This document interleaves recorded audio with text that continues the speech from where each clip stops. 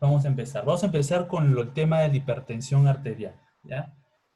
Voy a tocar ciertos puntos muy importantes. Voy a hablar un poco sobre fisiología, fisiopatología, de manera un poco escueta, rápida, para poder entrar a lo que es la farmacología. Pero quiero tocar de manera bastante práctica estos dos primeros puntos, ¿ya? Entonces vamos a empezar. Chicos, la hipertensión arterial. No hay que tener cuando me hablan de hipertensión arterial, yo tengo no lo tengo que tomar, esta condición no la tengo que tomar a la ligera, porque la hipertensión arterial, como vamos a ver en las siguientes diapositivas, es una condición que afecta a múltiples órganos, así que esta condición uno la tiene que controlar, ¿no? Apenas se diagnostique, pues puede causar daño orgánico, principalmente a nivel del sistema nervioso central, cardíaco, en la retina, renal. Eso luego lo vamos a ver. Pero lo primero que ustedes tienen que conocer son las formas clínicas de la hipertensión arterial, chicos. Es el primer punto que ustedes deben de conocer, ¿ya? Las formas clínicas, y lo voy a mencionar así rápidamente. Por un lado, acá tenemos la hipertensión arterial primaria y secundaria. ¿Qué es eso, chicos? De manera rápida. La hipertensión arterial primaria, o también se denomina idiopática, es una hipertensión arterial, chicos, que no se sabe cuál es la causa principal.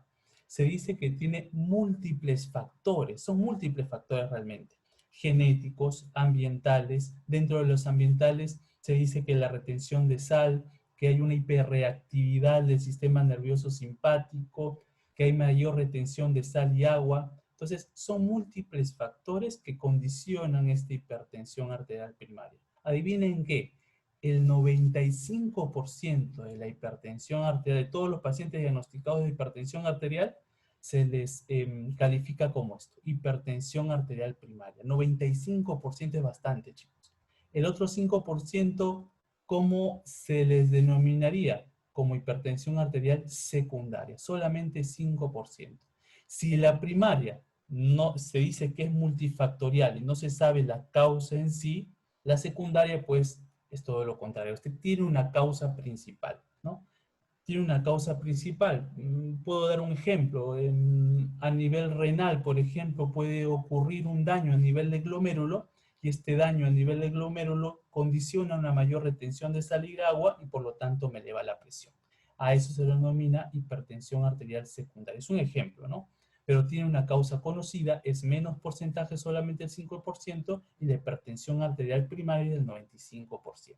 Luego tenemos estos dos conceptos más, la forma maligna y la forma resistente. Chicos, la forma maligna es cuando la presión arterial supera un valor. ¿Qué valor? Miren esto acá. Este último valor que se encuentra acá.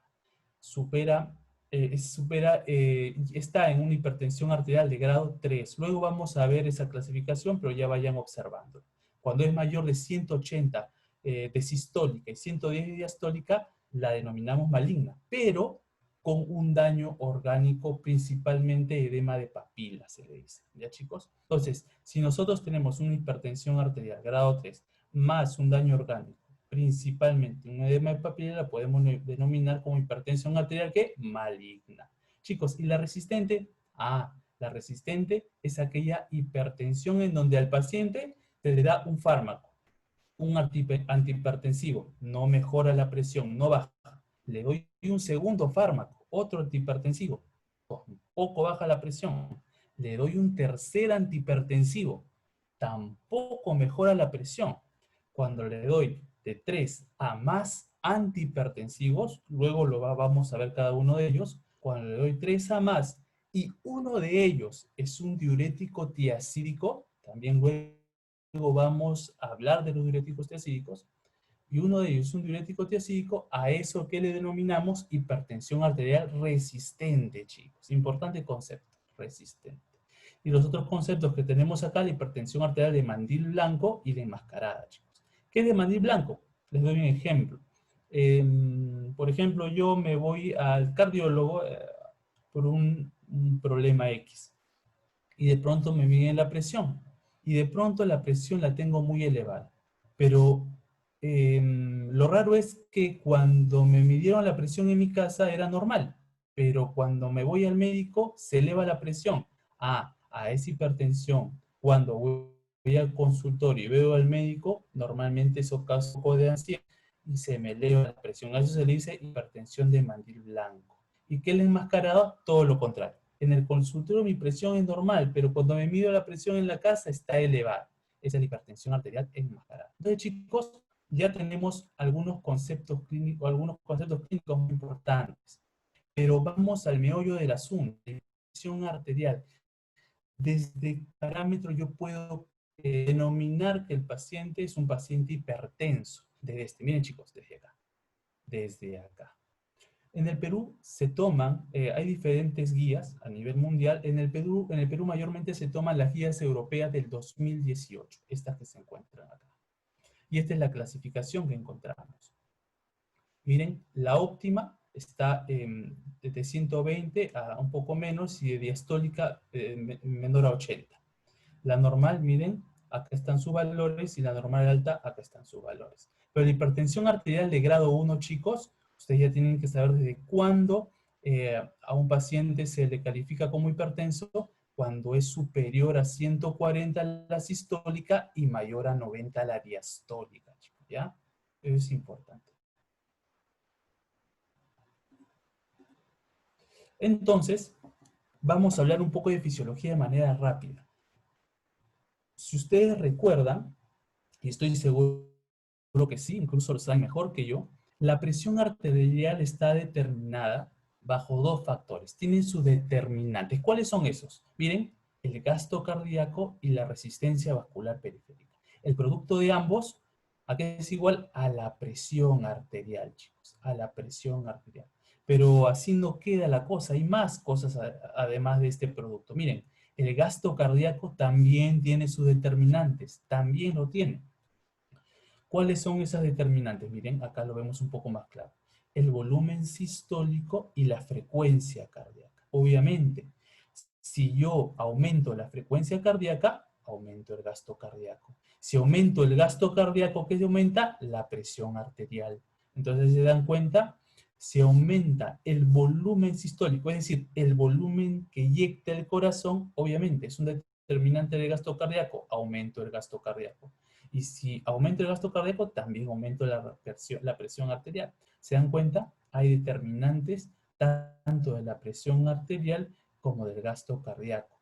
Volumen sistólico, que es parte del determinante del gasto cardíaco, también tiene sus factores que contribuyen al aumento de este. ¿Cuáles son? Acá encontramos. La precarga, poscarga, contractibilidad. Chicos, ¿qué era precarga? Es casi el sinónimo de retorno venoso, ¿no? Es la sangre o el volumen que llega al corazón, que se carga al corazón. Por eso se denomina precarga. Y vamos a dar un ejemplo ya de un fármaco acá. Vamos a poner un ejemplo de un alfa bloqueador, por ejemplo, ¿ya? Un alfa bloqueador.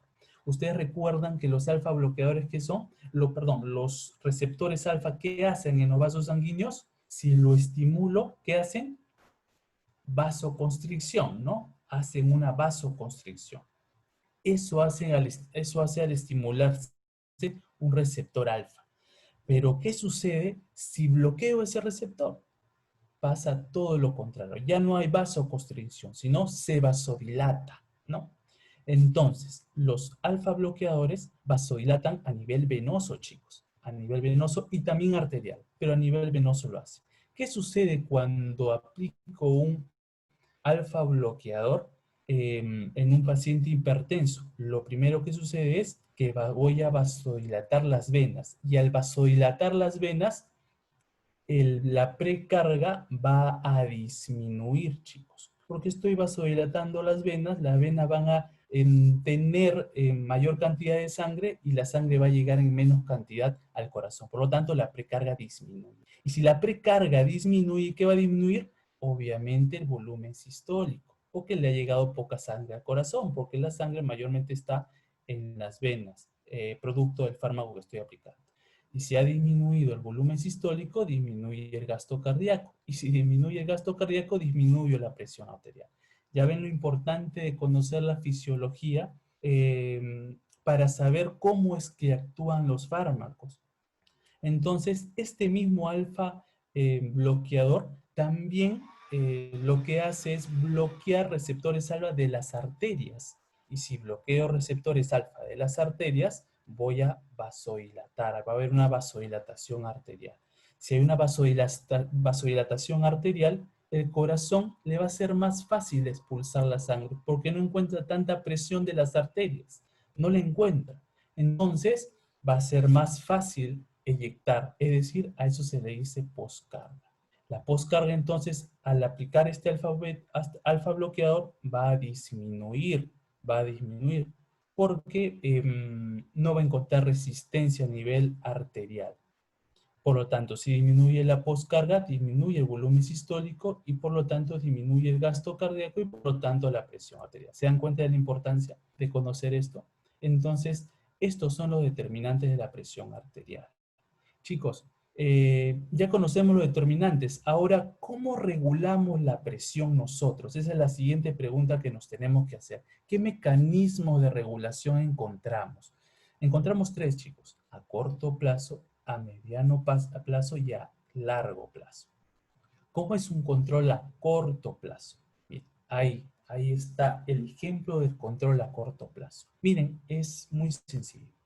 ¿Qué pasa si disminuye la presión? Si hay una disminución o un aumento de la presión, en este caso de la hipertensión arterial, hay un aumento de la presión.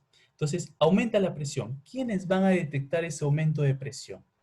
Los varoreceptores, ¿no? Que se encuentran en el callado aórtico, en la bifurcación de la carótida, ¿no? Justamente acá. Miren, ¿quién identifica esta elevación de la presión? Justamente estos nervios que se encuentran acá, el glosofaringio y el vago, es decir, el noveno par craneal y el 10º par craneal, ¿no? Fibras aferentes de estos pares craneales se encuentran inervando estas zonas, el callado aórtico y la bifurcación de la carótida. Ahí se encuentran inervando. Estas fibras son fibras aferentes que salen de acá, que identificaron la elevación de la presión, inmediatamente hacia dónde se van, hacia un núcleo de tronco encefálico, llamado núcleo del tracto solitario. Este núcleo del tracto solitario estimula un centro llamado centro cardioinhibidor. Miren acá, cardioinhibidor. ¿Qué hace ese centro cardioinhibidor? Recibió la señal a través de estos nervios que se elevó la presión. ¿Y qué va a hacer? ¿Se va a quedar así tranquilo? No, para nada. A través del nervio vago, ¿qué hace? Envía unas fibras eferentes hacia el corazón. ¿Y qué creen que va a hacer al corazón? Va a disminuir su frecuencia cardíaca para contrarrestar el efecto de la presión arterial elevada que les comenté en un inicio. ¿Se dan cuenta? Este es el efecto a corto plazo. Este efecto que les he explicado acá es segundos a minutos. Es muy rápido. ¿Se dan cuenta? También hay un efecto no solamente sobre el corazón, sino también sobre los vasos sanguíneos. Mira, aquí está sobre el efecto sobre el corazón y acá está el efecto sobre los vasos sanguíneos. Vamos a poner el ejemplo que en vez de que se suba la presión, baja la presión. Si baja la presión, otra vez, el callado aórtico y la bifurcación de la carótida detectan esa bajada de presión, envían señales ¿hacia dónde? Hacia el centro vasoconstrictor. ¿Para qué? Centro vasoconstrictor que se encuentra, recuerdan, en el bulbo raquídeo, ¿no? El centro vasoconstrictor. Es decir, baja la presión, se envía la señal por estas fibras aferentes, tanto el noveno, el 10º para el centro vasoconstrictor, y a partir del centro vasoconstrictor se envían señales simpáticas hacia los vasos sanguíneos. Mires, fibras simpáticas. ¿Para qué? Para generar vasoconstricción y así elevar la presión, ¿no? Y así elevar la presión. Pero no solamente a los vasos sanguíneos, sino también existe un plexo simpático cardíaco que se dirige hacia el corazón y aumenta la frecuencia cardíaca ante la disminución de la presión arterial que les había comentado hace un momento. ¿Se dan cuenta la importancia del control de la regulación de la presión arterial? Este es el efecto a corto plazo. A mediano plazo, chicos, acá les presento el sistema renina-angiotensina.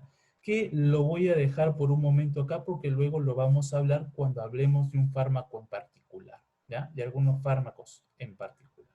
Luego pasamos al control de la presión a largo plazo. En el control de la presión a largo plazo, chicos, ya no es como este control que les mencioné inicialmente, que es de segundos a minutos, sino es de días, semanas, meses. ¿Por qué?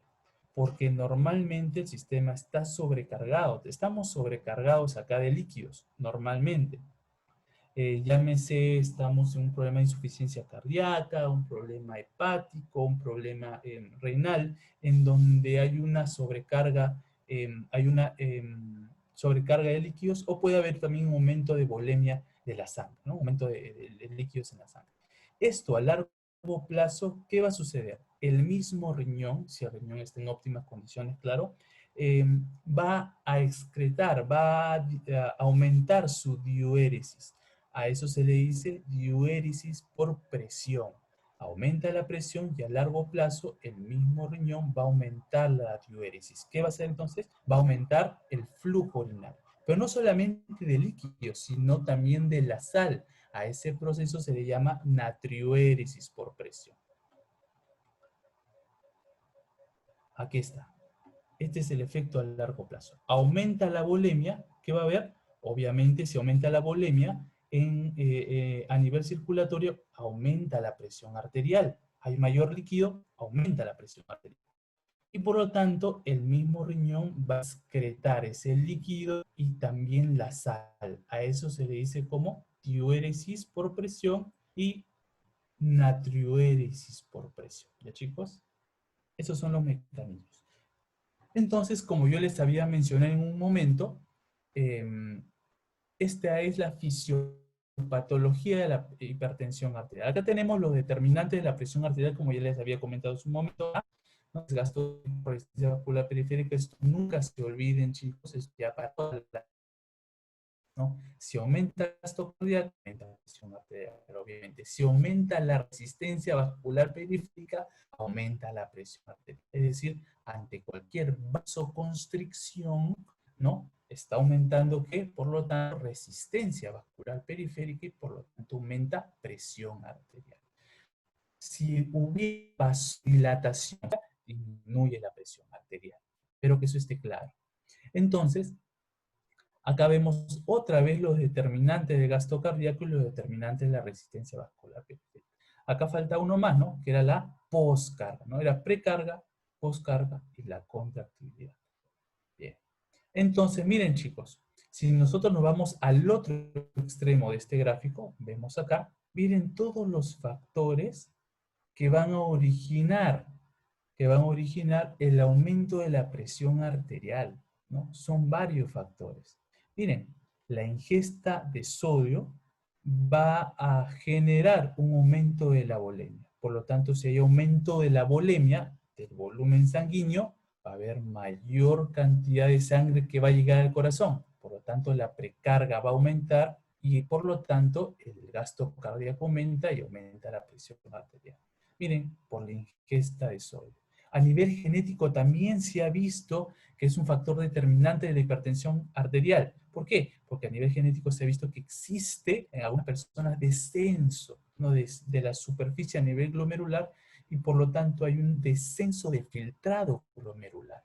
Y al ver un descenso de filtrado glomerular existe también retención renal de sodio y agua. Por lo tanto, aumento de volemia, aumento de precarga, aumento de gasto cardíaco y aumento de presión arterial. Miren cómo hay diversos. El estrés, chicos, otro factor más. El estrés también puede estimular ¿a quién? Al sistema nervioso simpático. El sistema nervioso simpático que genera, chicos, a nivel de los receptores alfa, a nivel de los receptores beta 1, a nivel del corazón, ¿no? Aumenta la contractibilidad cardíaca. Por lo tanto, aumenta el gasto cardíaco y aumenta la presión arterial. También acá sigue la genética, la obesidad y el endotelio. Son diversos factores que estimulan la elevación de la presión arterial. Ahí está la fisiopatología, chicos. Entonces, ya conocemos un poco de definiciones, las formas clínicas de la hipertensión arterial. Ya la conocemos. Ya conocemos la fisiología de la presión arterial, la fisiopatología, su determinante de la presión arterial, ya hemos visto eso. Ahora yo quiero que ustedes sepan la importante hipertensión arterial y la repercusión que esto tiene a nivel cardiovascular, a nivel sistema nervioso central, ocular, renal, afecta a diversos órganos, chicos. Entonces es importante conocer la farmacología, no las eh, y la forma de actuar, el mecanismo de acción de cada fármaco. Es muy importante. A nivel cardiovascular, chicos, ¿qué sucede? Miren, esto es un corazón en donde la presión está normal. Bien. No, acá no hay hipertensión. Es decir, si no hay hipertensión, la salida de la sangre, ventrículo izquierdo, por ejemplo, la salida va a ser normal, no hay problema. Va a haber un buen volumen de llenado del ventrículo izquierdo, se va a llenar muy bien y la eyección también va a ser de manera correcta, ¿no? Manteniendo constante el gasto cardíaco.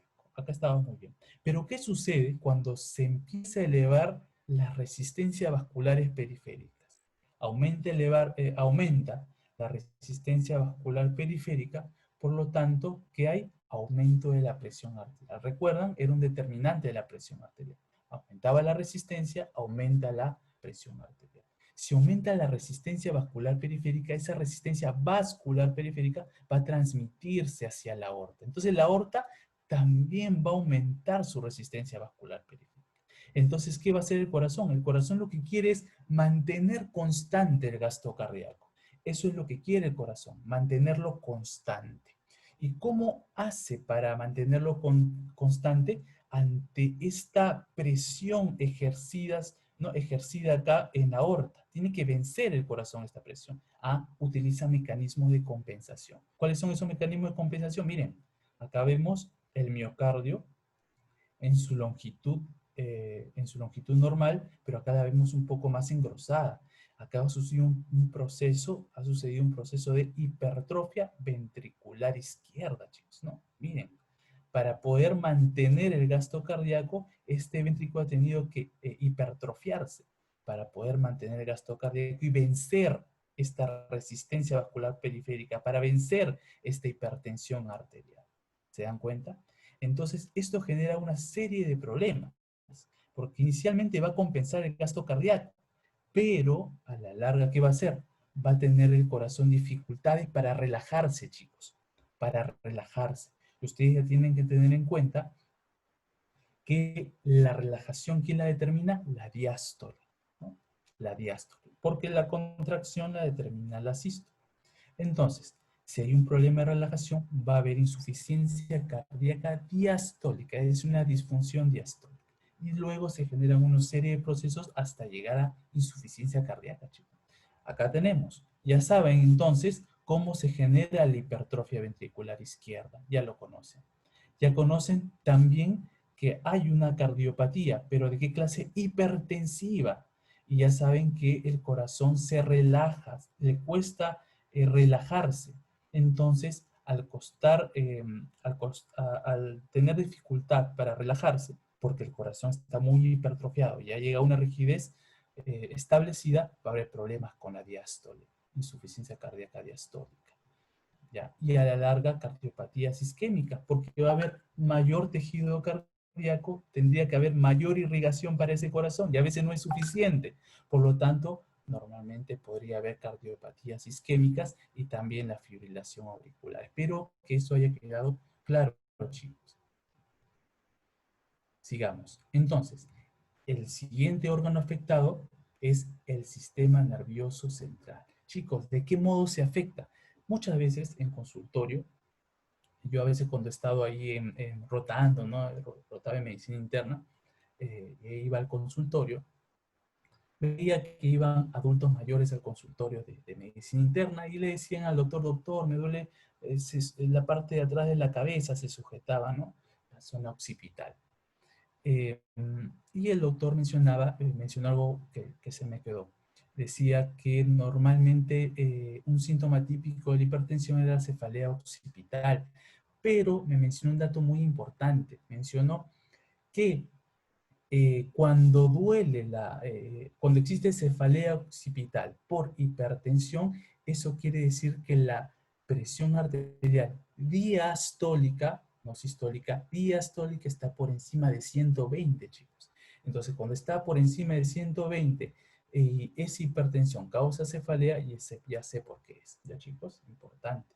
Pero también otro problema que causa es las enfermedades cerebrovasculares, chicos. ¿Y por qué? ¿Qué enfermedad cerebrovascular? Ah, riesgo hemorrágico. ¿Por qué? Por esto, chicos. Yo sé que ustedes recuerdan más que yo el polígono de Willis, ¿no? ¿Recuerdan? Por acá, ¿no? Acá está un poco incompleto el polígono, ¿no? Acá nada más he agarrado la arteria cerebral media y la arteria cerebral anterior, ¿no? Pero miren, la arteria cerebral media tienen unas arteritas muy chiquititas llamadas arterias lenticuloestriadas, así se llama. Estas arterias son muy débiles y una pared muy delgadita. Ante una presión muy elevada, estas son las que generan la hemorragia en esta zona. Se rompen estas arterias porque son muy delgaditas y generan un cuadro de enfermedad cerebrovascular, ¿no? Un ACV hemorrágico, chicos, ¿ya? Por esta zona. Bien, la repercusión de la hipertensión arterial a nivel orgánico ya están observando, ¿no? La importancia. Y a nivel, chicos, de la retina, genera una serie de cambios a nivel de la retina que tiene una clasificación, ¿no? Son 4 clasificaciones, pero aquí están, ¿no? Los exudados, los hemorragias, las manchas algodonosas, pero esto no es motivo de la charla, pero sí quiero que sepan que hay cambios a nivel de la retina. A esto se dice retinopatía hipertensiva. Y a nivel renal también, ni qué hablar, ¿no? Hay esclerosis, eso se llama nefroangioesclerosis, por lo tanto, esta nefroangioesclerosis, ¿qué va a hacer? Va a disminuir el filtrado glomerular y por lo tanto a la larga va a generar insuficiencia renal. Miren la importancia de la hipertensión arterial en todo esto. Chicos, entonces vamos a entrar de frente, ya conociendo esto, los grupos farmacológicos. Son 6 grupos farmacológicos, chicos, vamos a tocar ahora.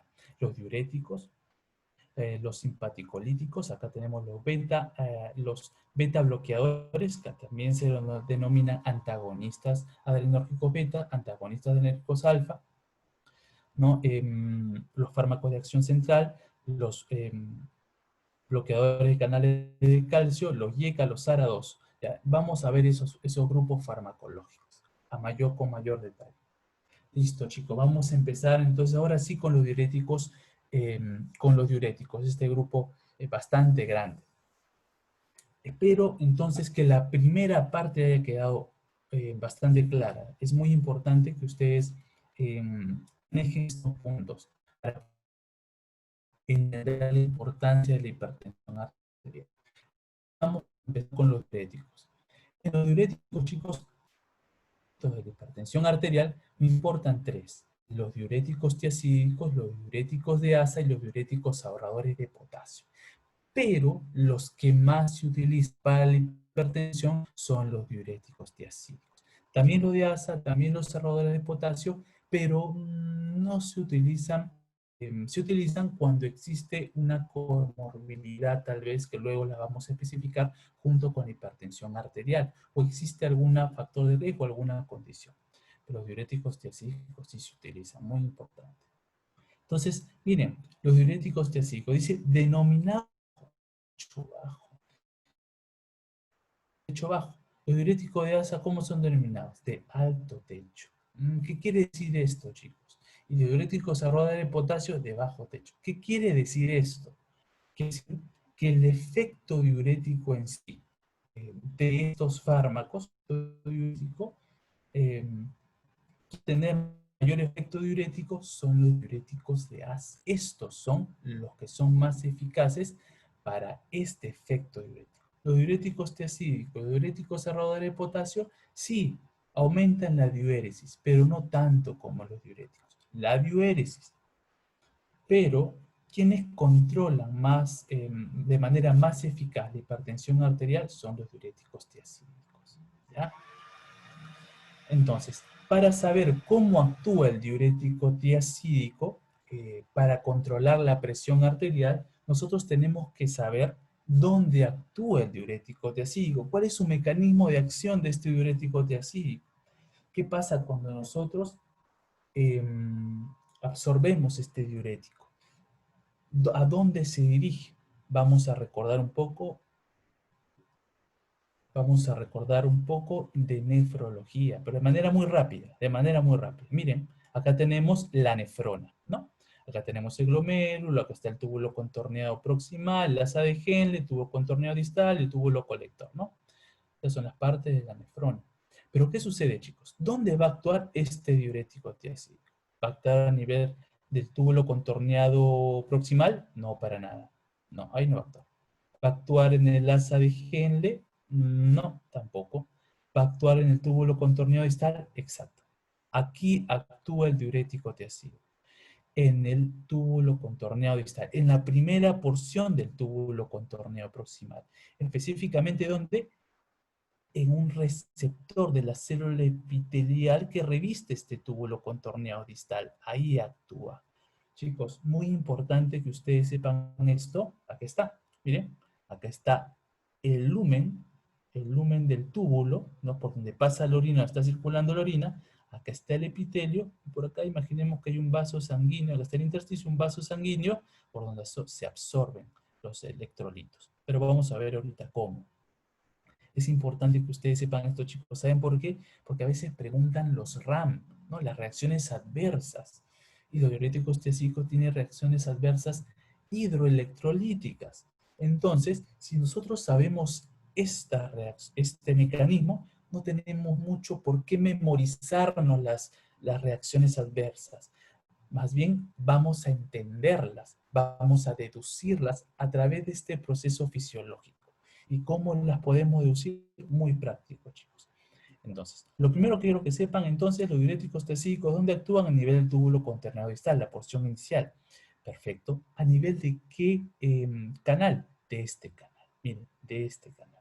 El canal sodio-cloro, ¿no? Este transportador, sin portador sodio-cloro. Acá actúa, acá bloquea.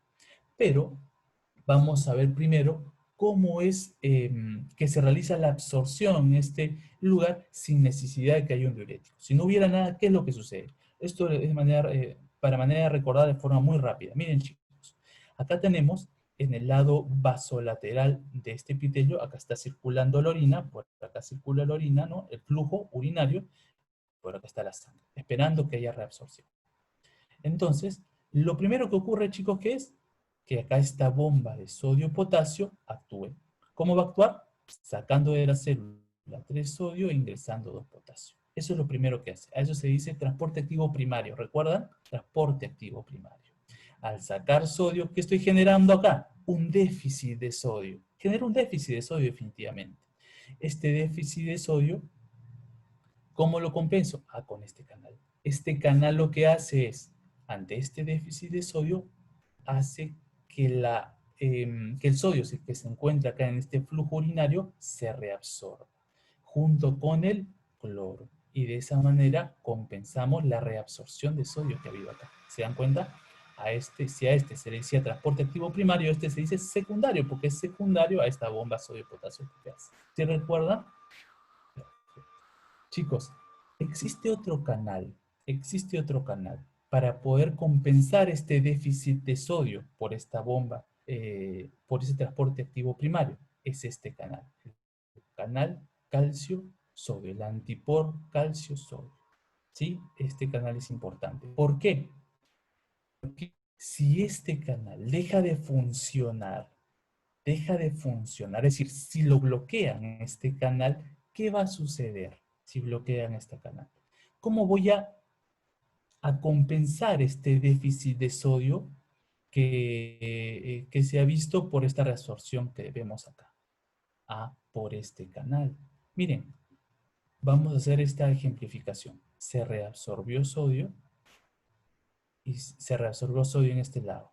Y por lo tanto tengo que compensar este déficit. Vuelvo a ingresar sodio. ¿Pero a costa de qué? De la reabsorción de calcio.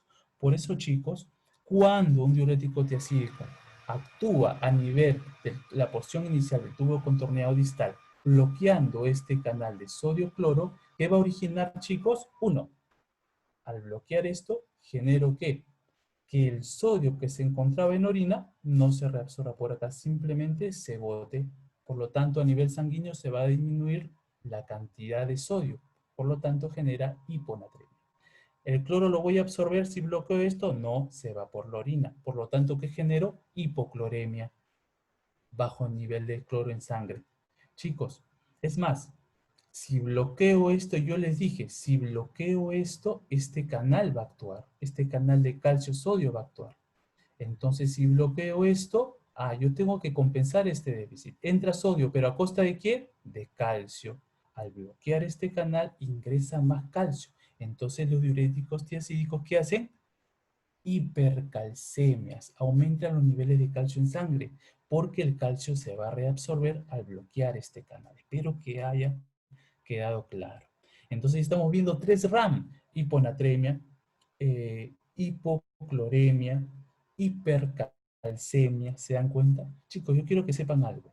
Cuando el sodio se está acumulando, no se está reabsorbiendo en los niveles adecuados de la nefrona, y junto con el cloro se están perdiendo a nivel del flujo urinario, ¿qué va a suceder? Este sodio y el cloro de alguna forma jalan lo que es potasio e hidrogeniones. Jalan a nivel de las demás nefronas. Empiezan a jalar, se empieza a excretar potasio y hidrogeniones. Si se excreta potasio ante el diurético tiacídico, ¿qué va a haber en la sangre? Baja cantidad de potasio. ¿Y qué ocurre? Hipopotasemia. ¿Ya, chicos? Y si excreto también hidrogeniones, va a suceder baja cantidad, va a haber, en la sangre va a suceder una alcalosis metabólica porque ocurre a nivel renal, hipoclorémica porque hay una baja cantidad de cloro. Espero que haya quedado claro, chicos. ¿Ya? Y miren acá, miren, observen. Esto, si me han llegado a comprender, yo creo que sí. eh, el mecanismo de acción ya lo conocen. ¿A dónde va? Al túbulo contorneado distal. Eh, ¿A qué nivel del cotransportador sodio-cloro? Y además de ello, por este efecto se pierde una cantidad moderada de líquido. Por lo tanto, eso también determina la bajada de la presión arterial. Además, se dice que tiene otro efecto estos diuréticos tiacídicos, chicos. Miren, también se dice que a nivel de vasos sanguíneos va a aperturar los canales de potasio. Apertura los canales de potasio y por lo tanto ocurre una vasodilatación porque se hiperpolariza, se vasodilata. Entonces, es otro efecto de los diuréticos tiacídicos por los cuales disminuye la presión arterial. ¿Cuáles son los representantes de los diuréticos tiacídicos? La hidroclorotiazida y la clortalidona. Acá vemos algunas características. Se absorben bien por vía oral, pero existe un metabolismo de primer paso en donde la biodisponibilidad puede disminuir en un 65%. Y siempre su presión es a nivel mayormente renal. Miren los RAM, chicos. Hiponatremia, ya saben por qué hay hiponatremia. No se absorbe sodio a nivel del túbulo contorneado distal por bloquear estos canales. Hipocalemia, es decir, hipopotasemia, también ya saben, no se absorbe potasio, es más, se excreta mucho más el potasio. La hipocloremia, si bloqueo ese canal, también bloqueo la absorción de cloro y hay hipocloremia. Hipercalcemia, ya les expliqué por qué ocurren las hipercalcemias en estos diuréticos tiacídicos. Es más, los diuréticos tiacídicos también se utilizan en las litiasis renales. Litiasis renales que normalmente a veces se dan por un componente importante para la precipitación es el calcio. Yo no quiero que haya calcio a nivel de los túbulos renales, ¿no? De las nefronas. Por lo tanto, necesito absorberlo. Y por lo tanto, se da diuréticos tiacídicos. ¿Ya? Eso es como un dato. Genera la hipotensión por estos dos efectos diuréticos y también por vasodilatar al aperturar los canales de calcio y una alcalosis metabólica. ¿Por qué alcalosis? Porque también le dije que junto con el potasio que se pierde también hidrogeniones. Al perderse hidrogeniones a nivel renal, se dice que eso es en la sangre que ocasiona una alcalosis metabólica. Y como ha habido con baja de cloro, hipocloremia, chicos, ¿ya? Se dice también que se reabsorbe ácido úrico, por lo tanto, hiperuricemia. Y es una hormona que genera elevación también del LDL, del colesterol malo. Por eso es hiperlipemia. ¿Ya, chicos? Espero que haya quedado claro de diuréticos tiacídicos. Entonces vamos a los siguientes diuréticos de hace de manera rápida, chicos. Ya les había mencionado que son de alto techo. Pero en sí, estos no se utilizan como monoterapia en la hipertensión arterial. No, para nada, no se utilizan como monoterapia. Se pueden asociar a otros antihipertensivos, pero como monoterapia ya no. Normalmente, ¿en dónde se utilizan? A ver, pacientes con insuficiencia cardíaca, que están edematizados, o pacientes que tienen un problema hepático, en donde hay acumulación de líquido, ¿no? Ascitis, em, también retención de sal y agua en una enfermedad renal crónica, ¿no? Principalmente edema, ¿no? Se utiliza el diurético de asa. Pero ¿dónde va a actuar, chicos? Otra vez. Tenemos el diurético de asa y el diurético de asa, ¿dónde va a actuar? ¿Dónde es su mecanismo de acción? Exacto, por algo se dice de asa, porque actúa en las asas de Henle. Específicamente, ¿dónde? En la rama ascendente. ¿Pero en qué porción de la rama ascendente? En la porción gruesa de la rama ascendente del asa de Henle. Justamente acá, chicos. Acá hay un canal muy importante que ustedes lo recuerdan muy bien. ¿Cuál es? Es el canal, miren, este canal de sodio 2-cloro, potasio 2-cloro sodio. Ahí. Acá va a actuar el diurético de asa. Al bloquear este canal, ¿ustedes qué creen? Acá está el lumen, por si acaso acá está el lumen, acá está el epitelio y acá está circulando la sangre esperando la reabsorción. Bloqueo este canal y ¿qué va a suceder? Se pierde pues lo que no pude reabsorber, potasio, cloro, sodio, se pierde. Chicos, ¿solamente se va a perder eso? No, también se pierde calcio, magnesio. ¿Pero por qué? ¿Por qué se pierde calcio, magnesio? Fácil, chicos, tenemos que saber un poco de fisiología acá. Otra vez, volvemos al mismo proceso. La bomba sodio-potasio TPasa. Absorbo sodio. Y bueno, saco potasio a este nivel. Absorbo sodio y hay un déficit de sodio. Si hay un déficit de sodio, yo lo tengo que compensar. Actúa este canal para compensar. Acá está entrando el sodio, pero a la vez de que entra el sodio, entra cloro y potasio. Pero este potasio, miren chicos, vuelve a salir. Hay una recirculación del potasio. Miren, recircula por este canal. Este potasio a esta zona del lumen deja una carga positiva. Esta carga positiva, dejar este potasio, porque está circulando, va a ¿qué? A repeler al calcio. Saben que positivo con positivo no va, se repele. Entonces la carga positiva que deja esta recirculación de potasio repele estos iones. Y por lo tanto de esta manera se reabsorben, chicos. ¿Se dan cuenta? Se reabsorbe calcio y magnesio. Eso es lo que sucede normalmente. Pero otra vez, bloqueo este canal. Por lo tanto, no voy a resolver sodio, no voy a resolver potasio, no voy a resolver por lo tanto, por este flujo por el se van a ir por la orina. Si se van por la orina, en la sangre va a haber poca cantidad. Por lo tanto, hay hiponatremia, hipocloremia, hipopotasemia. Chicos, ya no, si hay hipopotasemia, ya no absorbe, ya no hay recirculación, ¿sí o no? Claro que no. Por lo tanto, no va a dejar una carga positiva y no va a impulsar al magnesio a reabsorberse. Por lo tanto, acá que también se pierde calcio y magnesio, chicos. Por lo tanto, un diurético de asa, ¿qué ramos electrolíticos puede tener? Fácil, ya lo podemos deducir muy fácilmente. Hiponatremia, hipocloremia, hipocalemia, hipocalcemia. Miren la diferencia, hipomagnesemia. Hipocalcemia. En los diuréticos tiazídicos generaba hipocalcemia, su RAM, no, hipercalcemia. Una principal diferencia de los dos. El diurético tiazídico te da hipercalcemia, mientras el diurético de asa te da hipocalcemia. Chicos, espero que haya quedado claro. Entonces, miren, acá está su mecanismo de acción. Entonces, estos inhiben al cotransportador sodio 2-cloropotasio en la rama ascendente gruesa del asa de Henle. Son de acción breve, chicos. Esto dura minutos. Su acción es muy rápida. Son potentes diuréticos, muy potentes, chicos, ¿no? Muy potentes.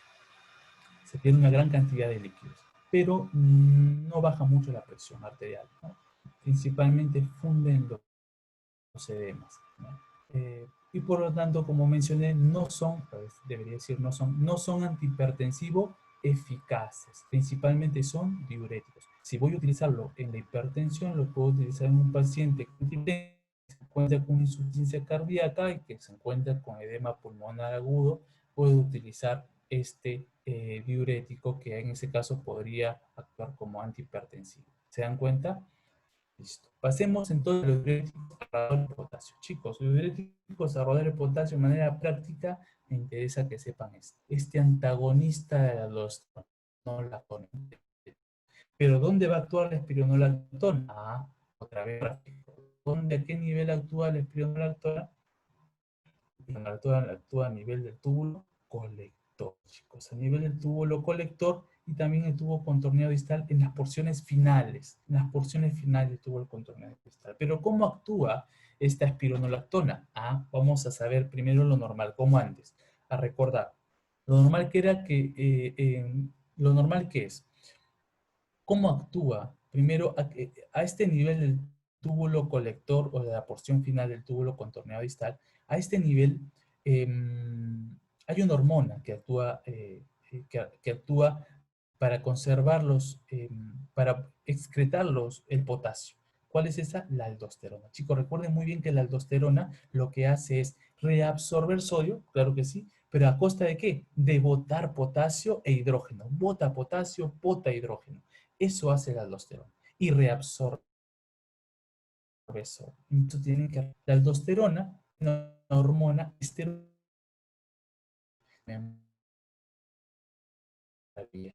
atraviesa la membrana y se va a ir a su receptor. ¿Qué receptor es ese? Es un receptor citoplasmático, miren, acá está. Se unió, miren, acá está el triangulito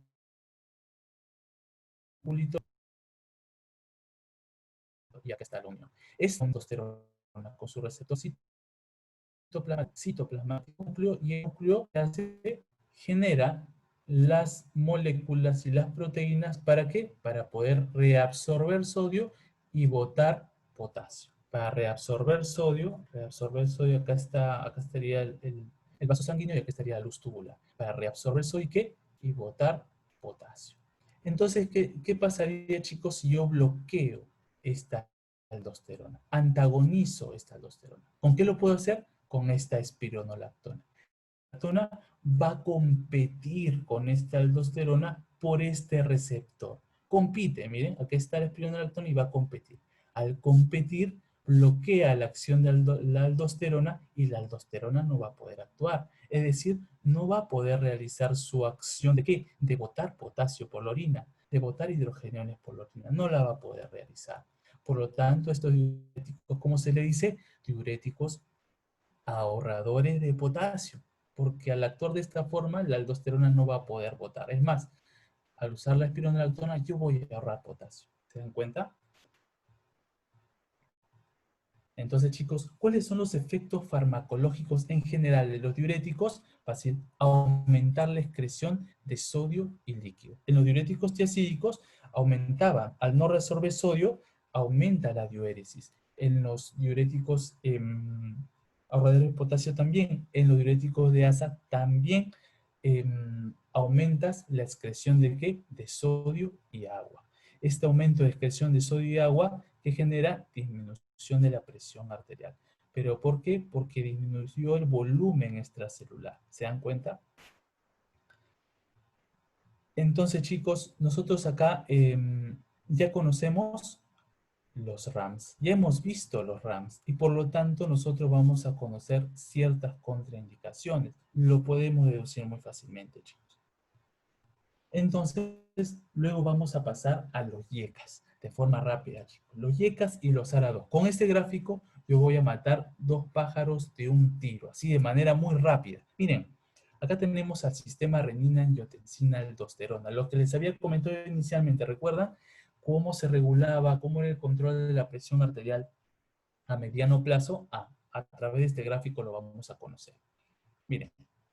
Lo primero que yo quiero que ustedes recuerden es esto. ¿Cómo actúa la angiotensina 2? ¿Cómo es que actúa esta angiotensina 2? Pero vamos a recordar un poco cómo se forma de manera muy rápida. Miren, a nivel renal,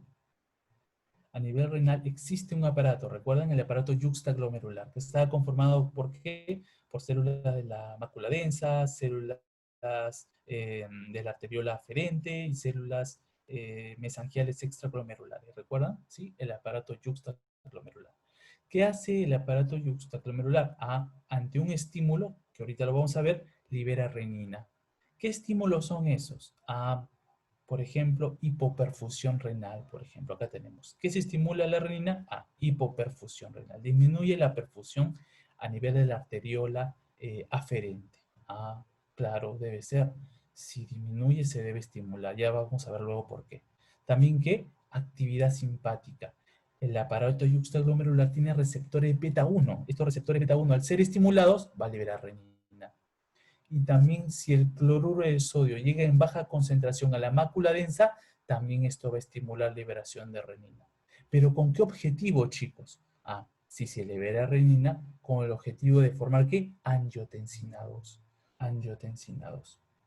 ¿Por qué? Porque todos estos procesos de la baja perfusión a nivel de la arteriola renal, disminución del nivel de cloruro de sodio a nivel de la mácula densa, todo esto representa que está llegando sangre con baja presión a la arteriola aferente.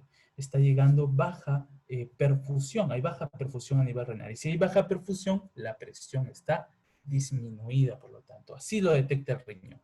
El riñón reconoce esa baja perfusión, el riñón interpreta, acá hay baja presión definitivamente. Entonces, el riñón, ¿qué hace? Tengo que liberar renina para elevar esa presión. Entonces se libera la renina. ¿Y qué hace la renina? Escinde el angiotensinógeno. ¿Para formar qué? Angiotensina 1. La angiotensina 1 va hacia el pulmón, a los capilares pulmonares, y en los capilares pulmonares hay una enzima, la enzima convertidora de angiotensina. ¿En qué va a convertir justamente esta angiotensina 1? Angiotensina 2. ¿Y la angiotensina 2 qué hace? Justamente lo que quiere el riñón, aumentar la presión. ¿Por qué? Porque ha llegado poca sangre a nivel renal, hay una hipoperfusión renal, ha llegado poco cloruro de sodio a la mácula densa. El riñón interpreta como que hay baja presión arterial, por lo tanto el riñón como sea va a buscar elevar la presión. ¿A través de quién? De la renina. ¿Y la renina quién va a formar con todo este proceso? Angiotensina 2. Y la angiotensina 2 va a aumentar esa presión que el riñón está interpretando que el nivel sistémico está baja. Entonces la angiotensina 2 va a elevar la presión. ¿Y cómo la eleva, chicos? ¿Cómo la eleva? Estimulando mayor actividad simpática. Al estimular mayor actividad simpática, aumento la presión. ¿Qué más acciones realiza? A nivel de la glándula suprarrenal, miren, estimula la aldosterona. Ya hemos visto la aldosterona. Hemos visto que la aldosterona, hemos recordado, que aumenta la reabsorción de sodio. Y si aumenta la reabsorción de sodio, aumenta la reabsorción de agua también. Y si aumenta el sodio con agua, aumenta la presión arterial. ¿A costa de quién era, chicos, recuerdan? De la excreción de potasio y hidrogeniones, ¿no? Pero lo que importa acá es que la angiotensina 2 estimula a las glándulas suprarrenales, específicamente a la corteza, para poder estimular la secreción de aldosterona y la aldosterona poder reabsorber mayor cantidad de sodio y agua. También la angiotensina 2 actúa a nivel del túbulo contorneado proximal, aumentando mucho más la reabsorción tubular de sodio y cloro, por lo tanto también reabsorbe agua y por lo tanto eleva la presión. Pero su acción principal, chicos, miren, aquí está, a nivel de las arteriolas. A nivel de las arteriolas fomenta la vasoconstricción. Y a nivel también de la hipófisis y a nivel de la neurohipófisis aumenta ¿qué? La secreción de antidiurética. ¿Por qué? Porque la antidiurética, justamente su propio nombre lo dice, antidiurética, evita la diuresis como reabsorbiendo una gran cantidad de agua y aumentando por lo tanto la presión arterial. Pero chicos, miren, la renina va a actuar en los vasos sanguíneos, pero ¿a nivel de qué receptores? ¿Recuerdan? Aquí está, a nivel de estos receptores. Miren, otra vez vamos a repasar.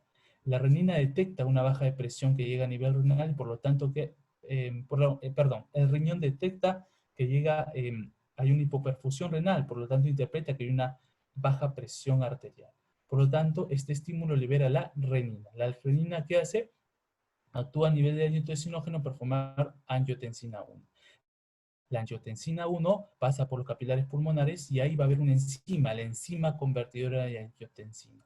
¿Para qué? Para convertir esta angiotensina 1 en angiotensina 2, lo que tenemos justamente acá. Pero la angiotensina 2 va a actuar a un nivel de un receptor para elevar la presión, para generar la vasoconstricción. ¿A nivel de qué receptor es ese? A nivel del receptor AT1, chicos. AT1, AT1. Se une este receptor AT1 y genera vasoconstricción. Chicos, miren, acá están los fármacos. Acá los vamos a conocer de una vez. Vamos a aprovechar este gráfico para conocer los fármacos. ¿Cómo son los YECA? ¿Dónde actúan los YECA? Fácil. Los YECA que son inhibidores de la enzima convertidora en angiotensina. Inhibidores de la ECA, de esta enzima. Entonces, los YECA, ¿qué hacen? Bloquear esta enzima. Por lo tanto, ¿se va a formar angiotensina 2? No, ya no se forma.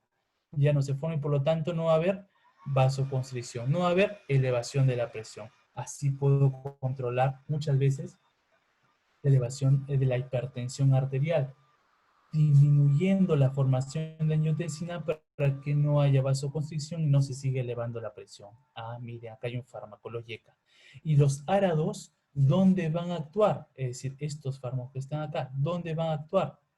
Los antagonistas receptores de AT1, justamente ahí, en los receptores AT1.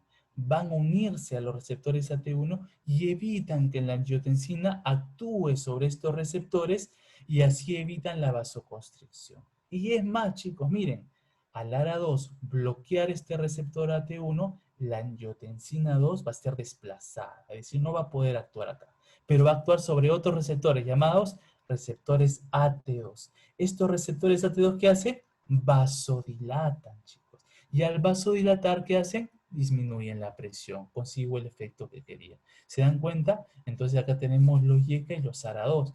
Existe otro fármaco que son los inhibidores de la renina, pero no son utilizados acá en el país. Los YECA y los ARA2. Ya, chicos, importante. Ah, y acá tenemos otro gráfico importante. Entonces sabíamos nosotros ya que la enzima convertidora en angiotensina actuaba sobre ¿qué? Sobre la angiotensina para formar angiotensina 2, ¿no? Pero no solo la enzima convertidora en angiotensina actúa sobre la angiotensina 1 para formar angiotensina 2. No, no solamente hace eso, sino también lo que hace, ¿qué es? Metabolizar a la bradicinina, miren, para formar péptidos inactivos, chicos. ¿Por qué les menciono esto? Ahorita lo vamos a ver. Es más, ya les voy diciendo, creo. ¿Por qué lo menciono? Porque muchas veces, chicos, esta bradicinina, al no metabolizarse a péptidos inactivos, genera aumento de esta bradicinina, ¿no? Y esta bradicinina actúa muchas veces como una histamina. Esto me va a generar muchas veces tos, la tos. Por lo tanto, si utilizo un YECA que me bloquea esta enzima, ¿no? Si utilizo los fármacos YECA que me bloquean esta enzima, ¿qué va a pasar? No va a actuar sobre la bradicinina, LECA, porque está siendo bloqueada por este fármaco. Aumenta la bradicinina y me genera muchas veces esa tos, que es un RAM de las YECAs. ¿Ya? Luego lo vamos a ver. Entonces, ya podemos pasar este lado de la diapositiva. Ya lo podemos pasar. ¿Por qué? Porque ya sabemos cómo actúan los YECA. Ya lo conocemos. Ya sabemos que actúa a nivel del sistema renina-angiotensina-aldosterona. Ya conocemos que actúa a nivel del sistema de calicreína-bradicinina, justamente el último gráfico que mencioné, ya lo conocemos. El ARA2 también ya conocemos dónde actúa. ¿Bloquea dónde? En los receptores AT1, aquí está, ahí los bloquea, ahí antagoniza. ¿Se dan cuenta? Pero no afecta los niveles de bradicinina. No, no, no. ¿Por qué? Porque los ARA2, ¿dónde actuaban, chicos? A este nivel. Es decir, si actúa a este nivel, los ECA están libres. No hay problema. Y los ECAs van a poder actuar sobre la bradicinina. No hay problema. Entonces, ya conocemos estos mecanismos de acción, chicos. Los fármacos más importantes que nosotros vamos a ver de los YECA, chicos, son el captopril y el enalapril. Importantes fármacos. Pero tenemos que establecer diferencias claras. Miren, chicos, el captopril es un fármaco activo. Activo. El enalapril es un profármaco. ¿Qué quiere decir esto de profármaco y fármaco activo? El enalapril es un profármaco. ¿Por qué? Porque tiene que pasar por un proceso de metabolismo hepático para que recién sea activo. Es decir, yo al administrarlo por vía oral tiene que sufrir un metabolismo de primer paso para poder actuar, para poder activarse este enalapril. ¿Ya? Por eso es un profármaco, porque tiene que seguir un metabolismo de primer paso. En cambio, el captopril, chicos, no es un profármaco, es un fármaco activo. Es decir, este actúa de inmediato. no necesita un metabolismo de primer paso para activarse. No, no lo necesita. Actúa de una vez. Por eso el captopril, chicos, muchas veces cuando se eleva la presión se utiliza a nivel sublingual. No necesitas, no necesitas administrarlo por vía oral y que se absorbe por vía digestiva y que pase por el hígado para metabolizarlo para que éste actúe. No, no, no necesito eso. Este actúa de frente. Por eso lo puedo utilizar a nivel sublingual. A nivel sublingual, ¿qué sucede, chicos? A nivel sublingual va a pasar a nivel de las vénulas, de los capilares, a nivel sublingual, y este va a llegar hacia donde se la vena cava superior, corazón a la aurícula derecha, ventrículo derecho, va hacia el pulmón, venas pulmonares, corazón izquierdo, y el corazón izquierdo se va a través de la aorta por todo el sistema, ¿no? ¿Sí recuerda? Entonces puede actuar de esa forma a nivel sublingual. No es un profármaco, actúa directamente. ¿Sí? Esa diferencia, eso es una diferencia muy importante. El captopril, además, chicos, la podemos utilizar también en personas, por ejemplo, que están sufriendo una crisis hipertensiva, por ejemplo, ¿no? Hay una presión arterial por encima de la sistólica de 180, la diastólica de 110, y podemos a esa persona darle su captopril sublingual. Se le da el captopril sublingual y hay que controlarlo cada media hora, ¿no? Se controla media hora, si sigue elevada la presión, hay que darle otro captopril sublingual para ver si baja la presión. Pasa media hora, si sigue elevada la presión, le puedo dar uno más. Si sigue elevada la presión, hay que llevarlo hay que llevarlo a un hospital, a una emergencia, para que le coloquen a nivel endovenoso otros fármacos, ¿no? Como el nitroglicerina o nitroprusiato. Pero este es un ejemplo muy importante para poder saber cómo se utiliza el captopril, chicos, ¿ya? Todos, chicos, se van a eliminar por vía renal, todos por vía renal, ¿no? Y el tiempo de vida media del captopril es mucho menor que la enalapril, ¿ya, chicos? Es importante eso. Ya saben cómo actúan, ya saben cuál es su mecanismo de acción. Chicos, reacciones adversas, importante. Miren estas reacciones adversas. Antes de entrar a reacciones adversas, vamos a ver los efectos, claro. Ya sabemos un efecto de estos YECA. ¿Cuál es? Obviamente, disminuye la resistencia vascular periférica. ¿Por qué? Porque al bloquear la enzima convertidora de angiotensina no forma angiotensina 2 y este no va a poder generar vasoconstricción. Y al no poder generar vasoconstricción, voy a disminuir la resistencia vascular periférica y por lo tanto disminuir la presión arterial. Miren, chicos, también es tiene un efecto nefroprotector. ¿Qué quiere decir esto, chicos? Hay algo importante que les tengo que comentar. Cuando se forma la angiotensina 2 a través de este sistema de renina-angiotensina, aldosterona, la angiotensina 2, ¿qué va a hacer, chicos? A nivel, acá tenemos, miren, la cápsula de Bowman, los capilares glomerulares, acá está la arteriola aferente y acá está la arteriola eferente. La angiotensina 2 va a generar, ustedes ya saben, vasoconstricción, claro que sí, pero va a generar vasoconstricción principalmente en la arteriola eferente. Acá genera vasoconstricción. Al generar vasoconstricción a este nivel, no le hagan caso a esto de aumento de vasodilatación, todavía no le hagan caso. Vamos a ver este ejemplo que le estoy dando. Al generar vasoconstricción a la arteriola aferente a este nivel, ¿qué va a hacer? Va a haber mayor que filtrado glomerular, ¿no? Porque va a haber una vasoconstricción, entonces la sangre se va a acumular en los capilares glomerulares. Al acumularse va a haber mayor presión hidrostática y por lo tanto va a haber mayor filtrado glomerular. Chicos, y ante un mayor filtrado glomerular normalmente ¿qué ocurre? Proteinuria, chicos. Y la proteinuria no es buena, no es buena. Por eso a nivel renal, muchos ante pacientes que tienen enfermedad renal crónica hay que evitar muchas veces alimentos con alta cantidad proteica, ¿no? Tienen que consumir alimentos hipoproteicos, baja cantidad proteica. ¿Por qué? Porque la proteína es casi nefrotóxica, chicos.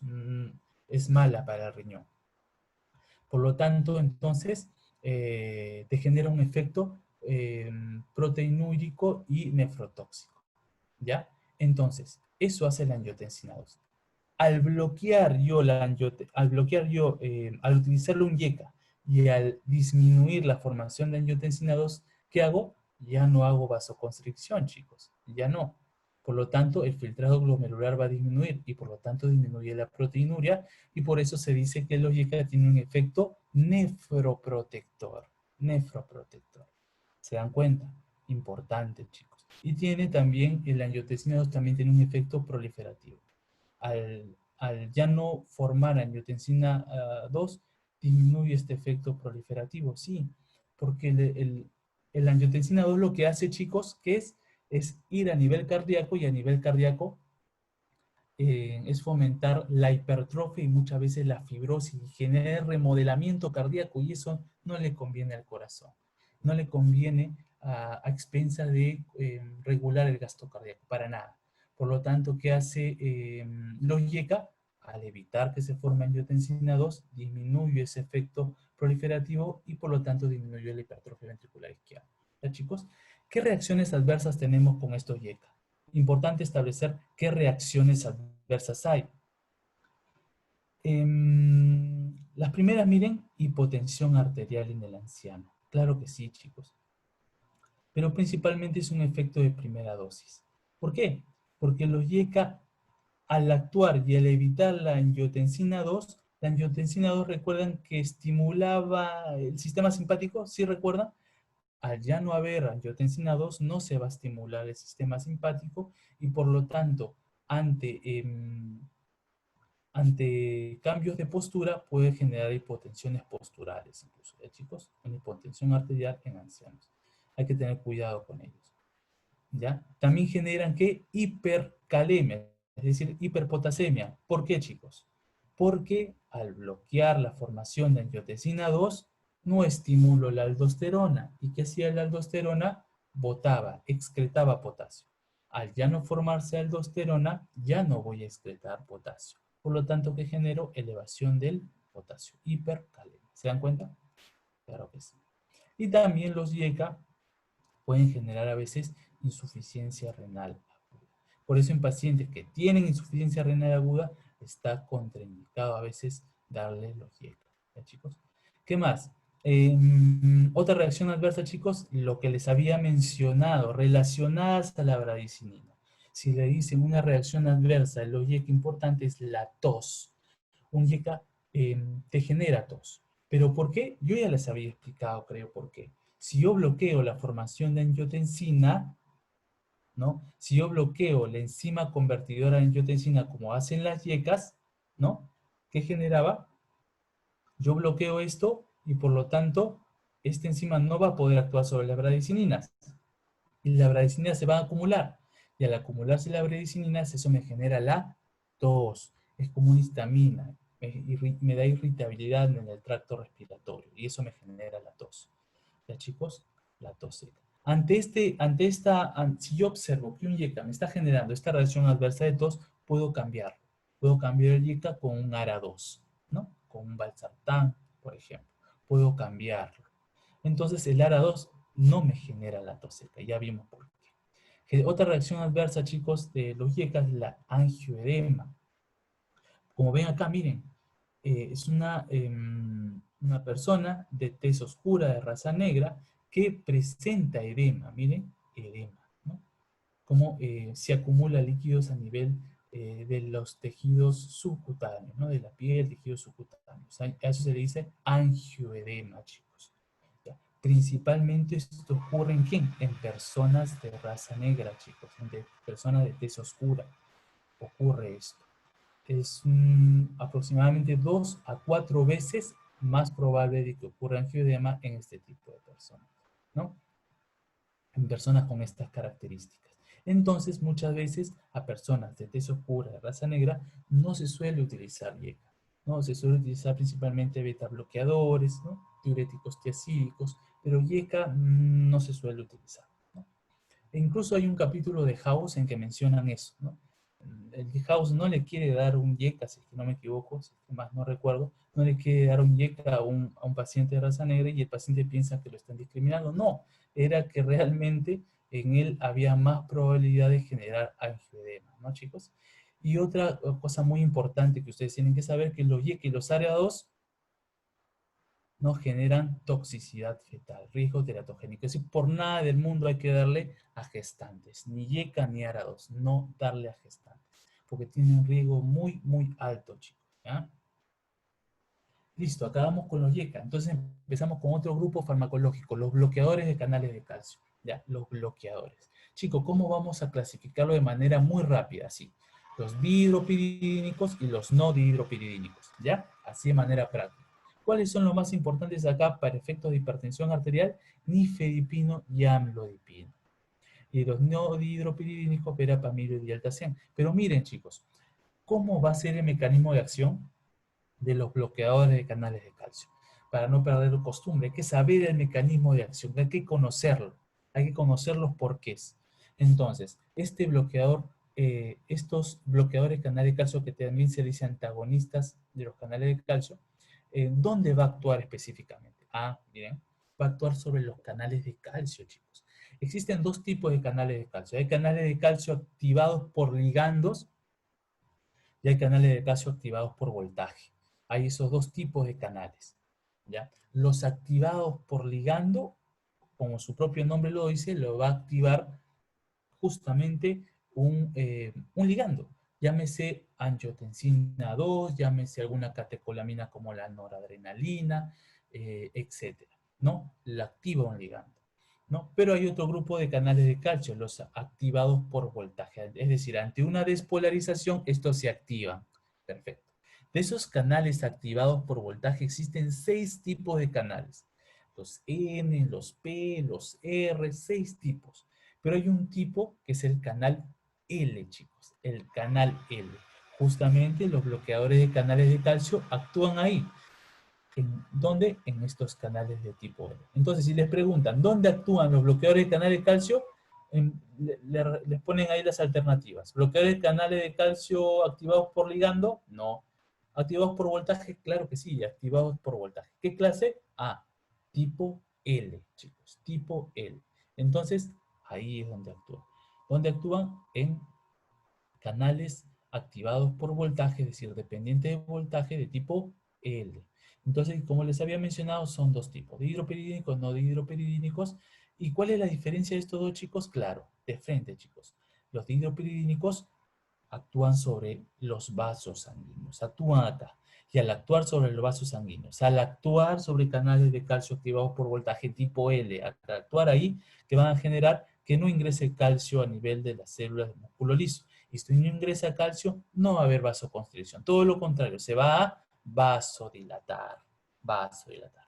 Por eso, estos vasos ante estos fármacos se van a vasodilatar.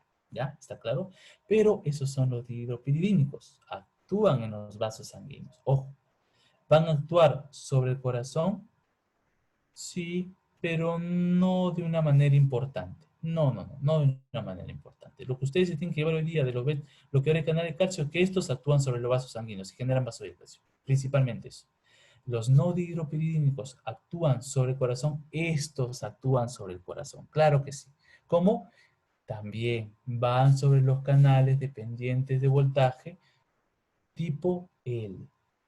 Al bloquear esos canales, evitan la entrada de calcio a las células, a los miocitos cardíacos, y al evitar el calcio dentro de los miocitos cardíacos, ¿qué hace? Disminuye la contractibilidad. Por lo tanto, hay un inotropismo negativo. Disminuye la frecuencia cardíaca, también cronotropismo negativo. Y disminuye la velocidad de conducción, sí, porque actúa también a nivel del nódulo sinusal, de las haces internodales, del nódulo auriculoventricular, es decir, actúa a nivel del sistema de conducción. Si actúa a nivel del sistema de conducción, disminuye la velocidad de conducción, por lo tanto, disminuye el dromotropismo. ¿Ya, chicos? Tiene este efecto negativo sobre estos. Por lo tanto, ¿qué sucede? Disminuye la presión arterial, que era lo que quería. ¿Ya? Esta diferencia es clarísima, esa la tienen que saber. Chicos, y acá están la farmacocinética de estos fármacos, ¿ya? Acá está en este primer grupo nifedipino, amlodipino, que eran los dihidropiridínicos. Y estos diltiazem y verapamilo, los no dihidropiridínicos. Por lo tanto, si estos actúan sobre el sistema de conducción cardíaca, ¿no? Van a actuar sobre muchas arritmias cardíacas. Entonces, si le dan la opción, ¿quiénes actúan sobre, por ejemplo, taquiarritmias, ¿no? Taquiarritmias, ¿quiénes actúan sobre las taquiarritmias? Principalmente los dihidropiridínicos, no, los no dihidropiridínicos, porque estos actúan a nivel del sistema de conducción y pueden controlar muchas arritmias. ¿Ya, chicos? Los no dihidropiridínicos. Acá está en su farmacocinética y otro detalle importante, y acá está lo que les dije, cómo actúan a nivel de los vasos sanguíneos y a nivel de la conducción, de la contractibilidad y del automatismo, ¿no? Acá hay un puntaje, cómo es que actúan estos fármacos, chicos.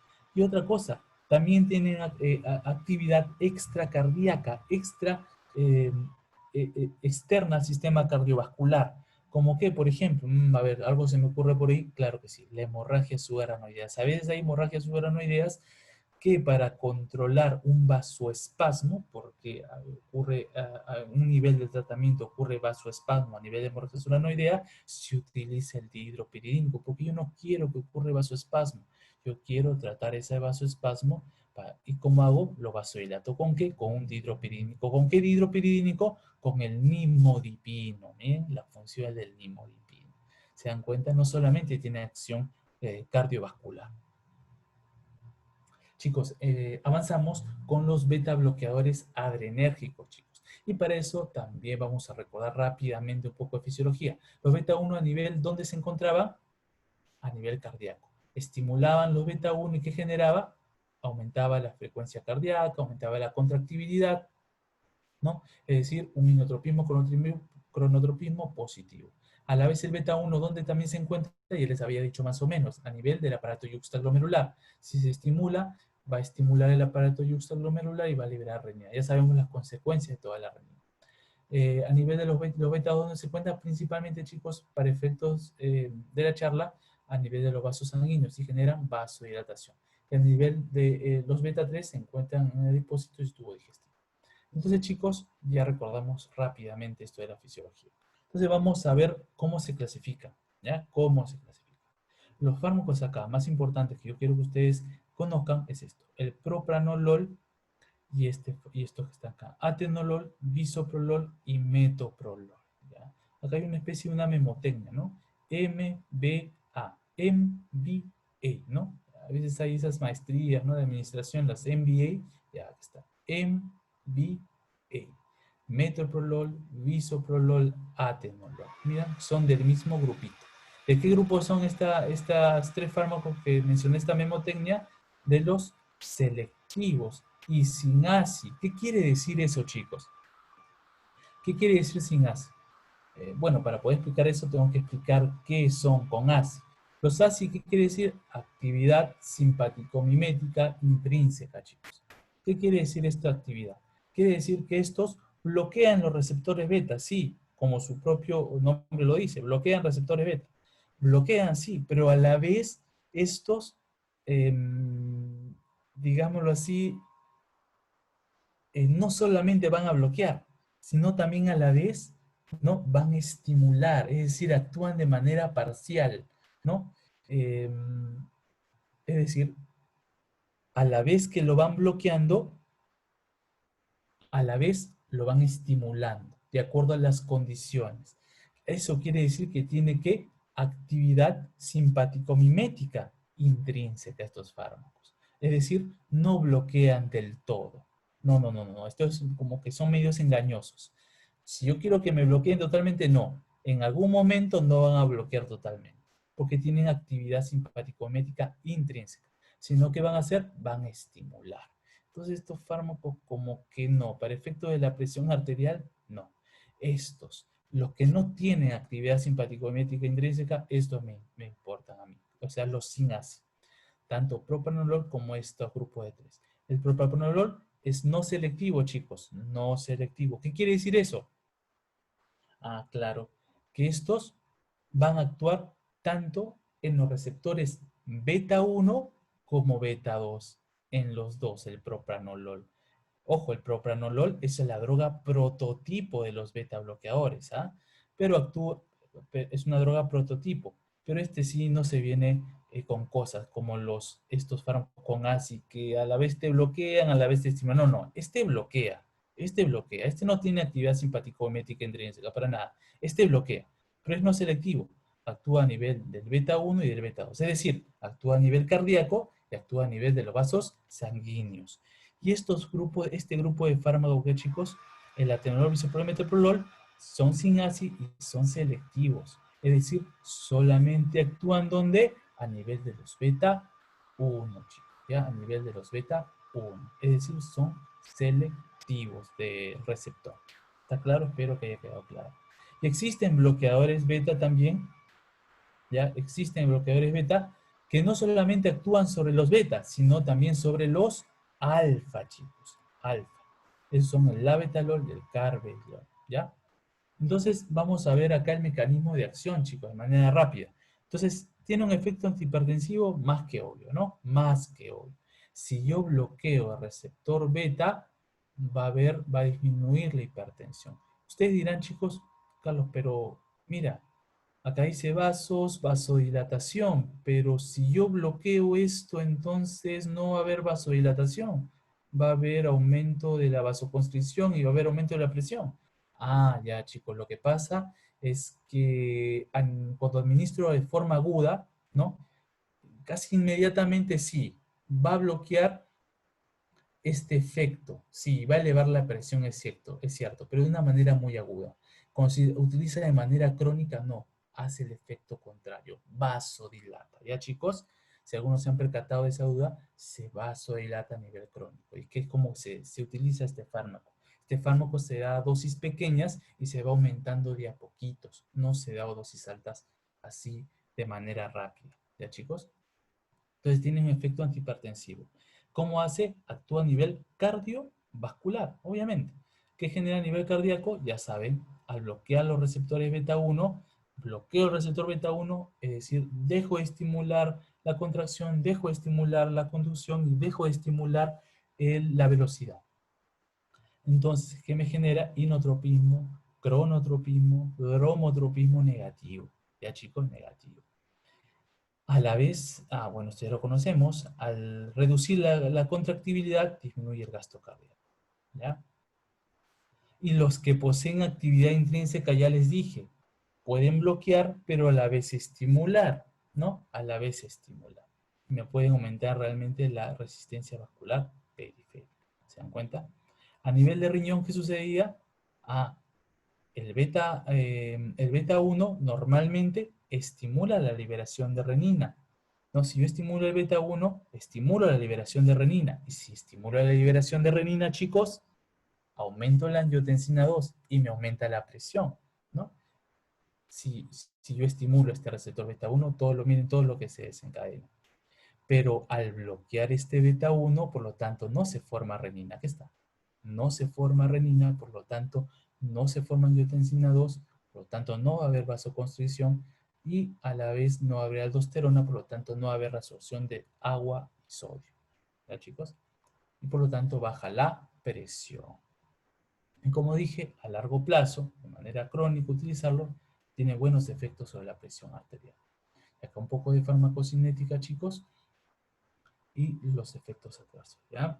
Lo pueden concluir justamente con esta fisiopatología y fisiología de cómo inhiben, cómo bloquean estos receptores beta-adrenérgicos. Chicos, y existen otros grupos, los bloqueadores alfa selectivos, chicos, los alfa selectivos. Estos alfa selectivos, los principales acá son prazosina, doxazosina y terazosina. Tansulosina también. Pero, ¿qué efecto hacen estos? Chicos, bloquean los alfa 1. ¿Recuerdan dónde estaban los alfa 1? En los vasos sanguíneos. Y los vasos sanguíneos, al estimularse este receptor alfa 1, ¿qué hago? Vasoconstricción. Y al haber vasoconstricción, ¿qué hago? Aumentar la resistencia vascular periférica. Y si aumento la resistencia vascular periférica, aumento la presión arterial. Y yo no quiero eso. Yo no quiero que se estimulen estos receptores alfa 1. Yo quiero que se bloqueen. ¿No? Yo quiero, y por eso utilizo estos fármacos bloqueadores alfa 1 y estos son sus representantes, ¿ya chicos? Entonces, bloqueo que la acción vasoconstrictora de estos receptores, ¿ya chicos? ¿Y qué sucede? Si es que bloqueo estos receptores alfa 1, ¿qué va a suceder? Las catecolaminas que se encuentran circulando no van a actuar sobre los receptores alfa 1 porque están bloqueados, por lo tanto no van a generar vasoconstricción. ¿Y qué va a pasar con estas catecolaminas, como la noradrenalina, por ejemplo? Van a actuar sobre estos receptores, los alfa 2, que realmente a veces son receptores presinápticos. Al actuar sobre receptores alfa 2, ¿qué hace? Estos receptores inhiben la formación de catecolaminas al ser estimulados. Por lo tanto, ¿qué dice acá? van a inhibir la liberación de noradrenalina y muchas veces generan una taquicardia refleja, ¿ya? Acá está el efecto por el cual este es un RAM de estos bloqueadores alfa-1 selectivos, que es la hipotensión postural, ¿ya, chicos? Y miren, chicos, los diuréticos tiacídicos, los beta bloqueadores, es algo que sí quiero que sepan, como RAM generan aumento del colesterol, aumenta del colesterol, aumento del LDL, que es el colesterol malo, disminución del HDL, que es el colesterol bueno, y resistencia a la insulina. Eso me genera los diuréticos tiacídicos, los beta bloqueadores. Pero estos bloqueadores alfa-1, todo lo contrario, chicos. Miren, los bloqueadores alfa-1, ¿qué genera? Genera justamente todo lo contrario. ¿Disminución de qué? Del colesterol total. Me genera disminución del LDL, que es el colesterol malo. Me genera también disminución de los triglicéridos. Y a la vez aumenta el colesterol bueno, que es el HDL. Entonces, bajo esos efectos, si yo utilizo estos bloqueadores de alfa-1, tienen estos efectos buenos. Si nosotros aumentaba la resistencia a la insulina, este no. Mejora la sensibilidad de la insulina. ¿Se dan cuenta? Por eso acá dice, varía con los diuréticos tiacídicos, ¿ya? Entonces, ya sabemos cómo actúan los bloqueadores alfa-1. Ya lo conocemos. Pero chicos, los bloqueadores alfa-1 es muy importante. ¿Cómo? ¿Por qué? Si le dicen esto, miren, y les voy a explicar por qué en un momento. Paciente que viene, varón, con hipertrofia benigna prostática y con hipertensión arterial. ¿Qué fármaco de elección hay que dar? A, bloqueadores alfa-1. ¿Qué bloqueador del alfa-1? Terazocina. Ah, ¿pero por qué? Ahorita les voy a explicar el por qué. Siempre tienen que saber el porqué de las cosas. Miren, acá tenemos, bueno, hay que tener una muy buena imaginación acá, ¿no? En este gráfico, acá tenemos nuestra vejiga, acá está el trígono vesical, ¿no? Unas líneas puntiagudas se ve el trígono, acá está la uretra, por acá está el esfínter externo, ¿ya? El esfínter externo. Chicos, escogí este gráfico porque miren, me parece muy bonito la representación. ¿Dónde se encuentran los receptores alfa? Miren, son el puntito negro, ¿no? ¿Dónde se encuentran? Miren, a todo este nivel. A todo este nivel, los receptores alfa. Es decir, a nivel del trígono vesical, ¿no? Del trígono vesical, del cuello de la vejiga y del esfínter externo de la uretra. ¿Ya, chicos? Importante. ¿Qué va a pasar si yo ¿Qué va a pasar en primer lugar si estimulo estos alfa 1? Si yo estimulo estos alfa 1, va a haber ¿qué? Contracción justamente del esfínter externo y por lo tanto esta vejiga que tiene la orina acá acumulada no va a poder salir, ¿ya? No va a poder salir. Eso hacen los alfa-1 si las estimulan. ¿Qué pasaría, chicos, si en el varón existe una hipertrofia benigna prostática, ¿no? Acá está, por acá está la hipertrofia, una próstata. Pero existe una hipertrofia, crece, ¿no? Crece, crece, ¿y qué va a suceder? Va a obstruir la uretra. Por lo tanto, al obstruir la uretra, no va a haber un flujo urinario correcto. Va a disminuir el flujo urinario, incluso va a haber ausencia de flujo urinario, va a haber anuria. Y eso es peligroso, chicos. Puede generar incluso enfermedad renal crónica. Pero, al haber esta hipertrofia benigna prostática, ¿no? ¿Qué va a suceder? ¿Cómo puedo solucionar eso momentáneamente? Dando bloqueadores alfa-1. ¿Por qué? Porque al bloquear estos receptores alfa-1, ¿qué va a suceder? Voy a dilatar la uretra. Y por lo tanto, el paciente va a poder miccionar, va a haber flujo urinario, va a haber diuréresis. ¿Ya, chicos? Entonces, ahí está la importancia. Por eso el ejemplo que les puse en un inicio. Paciente con hipertensión arterial, con hipertrofia benigna prostática, ¿qué fármaco le doy? Este tipo de fármaco bloqueadores alfa-1 no dio la terazocina. ¿Ya, chicos? Importante. Y acá tenemos otro grupo de fármacos, fármaco de acción central. De acción central, claro que sí. De acción central porque actúan a nivel del sistema nervioso central. ¿A qué nivel específicamente? Por ahí hubo una diapositiva donde habían centros, donde mencionaba los centros vasomotores, centros cardioinhibidores, no sé si se recordará. A nivel de esos centros, chicos, a nivel del centro vasomotor, actúan justamente estos fármacos de acción central. Por algo se le dice acción central. Actúan a este nivel. ¿Y a qué receptor específicamente, chicos? A nivel de alfa 2. ¿Pero lo va a inhibir? No, los van a estimular. Los receptores 2 se van a estimular. Porque, chicos, los receptores 2 lo que hacen, ¿qué es? Al estimularse, va a inhibir la secreción de noradrenalina, de catecolamina. Y las catecolaminas nosotros sabemos que aumentan la presión por vasoconstricción. Por lo tanto, ¿qué hacen estos fármacos de acción central? Estimulan los receptores alfa 2. Al estimular los receptores alfa 2 a nivel central, ¿qué hacen? Disminuyen la resistencia vascular periférica, porque no va a haber catecolaminas, inhiben la producción. Y por lo tanto, ¿qué va a haber? Disminución de gasto cardíaco. ¿Qué fármacos son estos? La metildopa y la clonidina, chicos. Importante la metildopa. Yo les había mencionado en una diapositiva que en las pacientes gestantes no darles yecas, no darles ARA. Pacientes gestantes que aumenta la presión arterial, por ejemplo, en condiciones como la preeclampsia, eclampsia, ¿no? Son dos enfermedades en donde existe una hipertensión arterial en mujeres gestantes. En estas mujeres, no darles YECA, no darles ARA2, que tienen un nivel de evidencia bastante alto que causan efectos teratogénicos sobre el feto. Entonces, no darles. Incluso los otros fármacos como beta bloqueadores, como bloqueadores de canales de calcio, también tienen cierto efecto riesgoso sobre el feto. Entonces, preferible, mejor no dar. Ante el mínimo de riesgo, no dar. ¿Qué se da, chicos? Estos fármacos que están acá, estos fármacos de acción central. ¿Cuál? La metildopa, chicos. La metildopa. El metildopa es de elección en pacientes hipertensas, por ejemplo, que tengan preeclampsia, mujeres gestantes, ¿no? Se le da la metildopa. ¿Pero, chicos? Y chicos, acabamos con la parte de hipertensión arterial, ¿ya? Espero que esta parte haya quedado bastante clara.